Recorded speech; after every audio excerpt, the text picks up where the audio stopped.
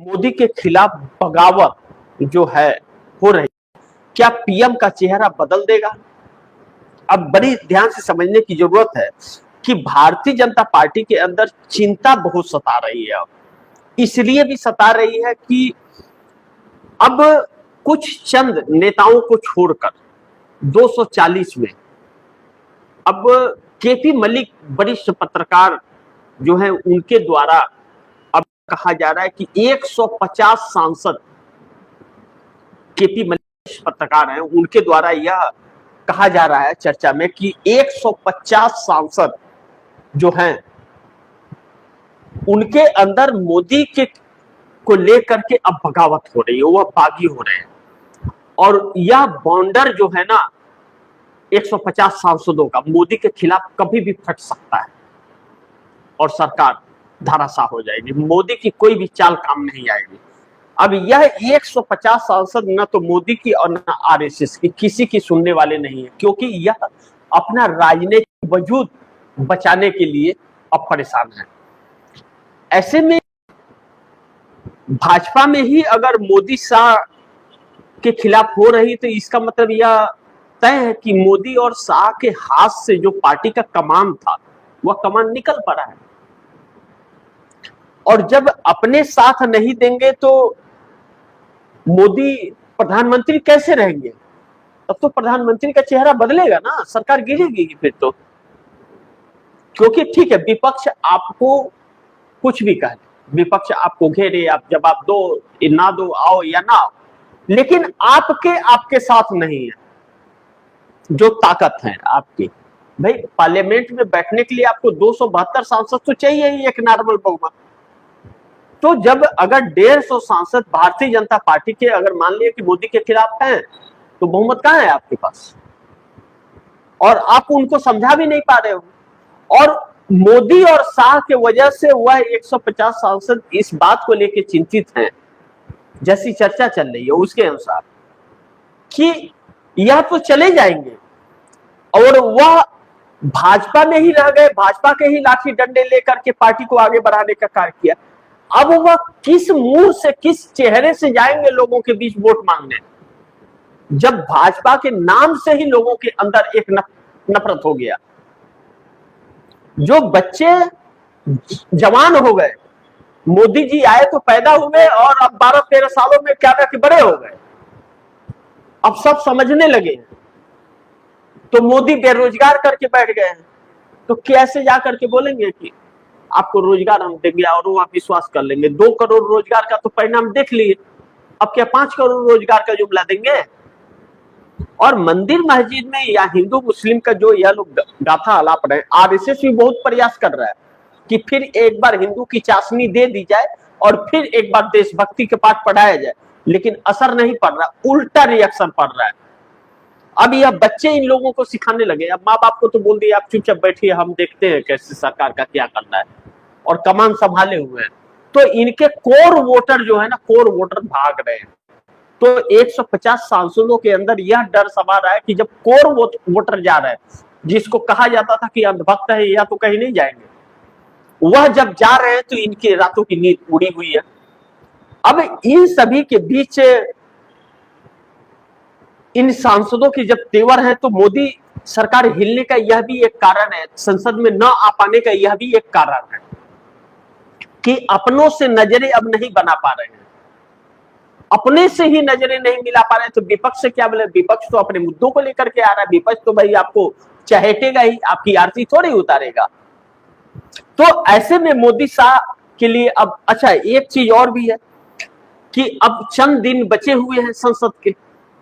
अगर इसी तरह संसद चलता रहा और यह भागे रहे तो यह भी इतिहास के पन्नों में दर्ज हो जाएगा कि पूरे मानसून सत्र के दौरान प्रधानमंत्री और गृह मंत्री दिल्ली में रहकर संसद भवन के अंदर रह करके और संसद में नहीं आए, पार्लियामेंट्री हाउस में नहीं आए।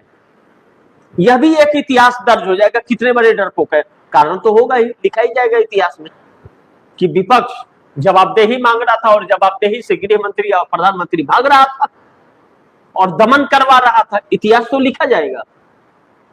तो जो मोदी इतिहास बनाने आए थे खुद ही इतिहास बन गया।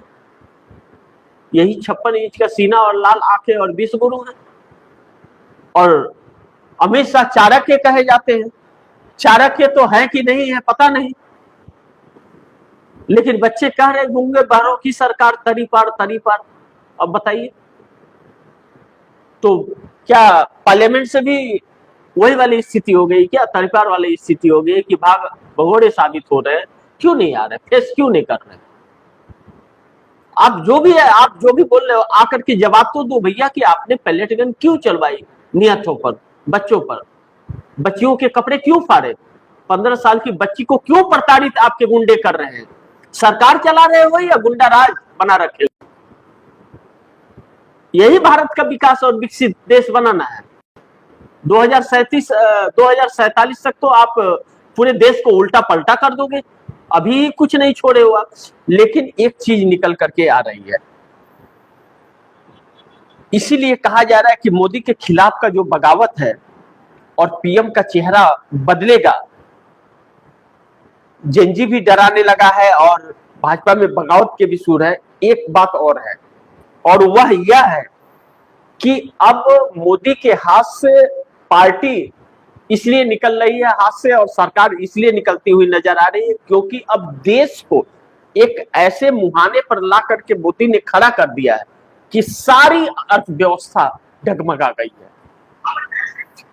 अब कह रहे हैं कि देश का जीडीपी ग्रोथ 7.7% की स्पीड से दौड़ेगा, कह रहे हैं, और रुपया 96 के पार है। सोचिए, रुपया 96 के पार है। भारत को आईएमएफ ने सी ग्रेड दिया है, पासपोर्ट की कैटेगरी आपकी घटती जाती है, भूखमरी पर विश्व में अव्वल पर है, प्रति व्यक्ति आय में बांग्लादेश के नीचे है, और ग्रोथ बढ़ रहा है। कमाल का ग्रोथ है भैया आपका। जैसे मोदी जी का जलवा बोल रहा है वैसे ही ग्रोथ का भी जलवा बोलने लगा है। जैसे मोदी जी या अमित शाह पार्लियामेंट से भाग रहे हैं और विपक्ष दौड़ा रहा है, वैसे ही ग्रोथ भी भाग रहा है।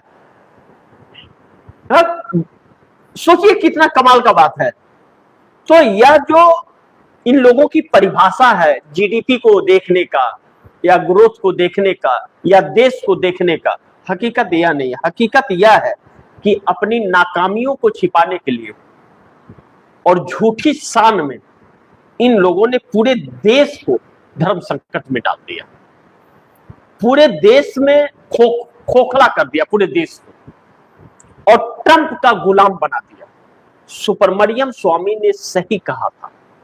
एडवोकेट डॉक्टर सुब्रमण्यम स्वामी जो भारतीय जनता पार्टी के ही नेता हैं, आज भी वह भाजपा के सदस्य हैं, उन्होंने कहा था कि पीएम का चेहरा बदल दो, अन्यथा पूरा देश गुलाम कर देगा यह शख्स। भाजपा के ही वरिष्ठ नेता का यह बयान आधिकारिक है कि पीएम का चेहरा, वरना पूरे देश को गुलाम कर देगा, और जिस दिन पीएम का चेहरा बदलेगा उस दिन देश फिर स्थिर खड़ा हो जाएगा, क्योंकि फिर ट्रंप की गुलामी नहीं करनी पड़ेगी। पूर्व वित्त मंत्री अटल बिहारी वाजपेयी के वक्त सरकार में रहे यशवंत सिन्हा का भी यही बयान, वरिष्ठ नेता भारतीय जनता पार्टी के मुरली मनोहर जोशी का भी यही बयान था। और आज क्या हुआ? पूरा देश हाथ से निकल चुका है इनके। अब इनके समझ में नहीं आ रहा है कि क्या करें ना करें। तो अब मोदी के खिलाफ जो हर तरफ से, चारों तरफ से एक बगावत के सुर उठ रहे हैं, और विपक्ष जिस तरह से मोदी को दौड़ा रहा है, अमित शाह को दौड़ा रहा है, पीएम का चेहरा 100% बदलेगा, इससे इनकार नहीं कर सकते। आने वाले दिनों में मोदी का भी इस्तीफा होगा, राहुल गांधी की बातें फिर एक बार सच होने जा रही है। जेनजी जो एक की तरह आया और हवा की तरह चला गया, एक बॉन्डर की तरह आया, तूफान की तरह आया और अपना जलवा दिखाया और चला गया, तो 7 दिनों के अंदर इस सरकार को उलट पलट कर दिया, झकझोर दिया, ऐसा कि दिमाग ठंडा ही अभी तक नहीं हुआ है। और धर्मेंद्र प्रधान के इस्तीफे ने मोदी को एकदम अंदर से खोखला बना दिया। इसलिए अब यह बगावत जिस कदर है, और फिर वह एक तूफान आने की आहट जो जेनजी की सुनाई दे रही है, वह इस बात के संकेत दे रही है कि पीएम का चेहरा बदलेगा। इसमें कोई शक किसी को नहीं है। और यह जेनजी डराने लगा है मोदी को, इसीलिए तो पुलिस कार्रवाइयां हो रही हैं, प्रताड़ित किया जा रहा है। बाकी आप दर्शकों की क्या राय है, क्या सुझाव है, कमेंट बॉक्स में जरूर दीजिएगा। इस खबर को ज्यादा से ज्यादा शेयर कीजिएगा, अपने दोस्तों को भी कहिएगा आगे शेयर करिए। और आपने अगर टीएफडी इंडिया न्यूज 24 को सब्सक्राइब नहीं किया, सब्सक्राइब कर लीजिए, अपने दोस्तों को भी कहिएगा सब्सक्राइब करें। मिलते हैं अगली खबर के साथ, तब तक के लिए नमस्कार।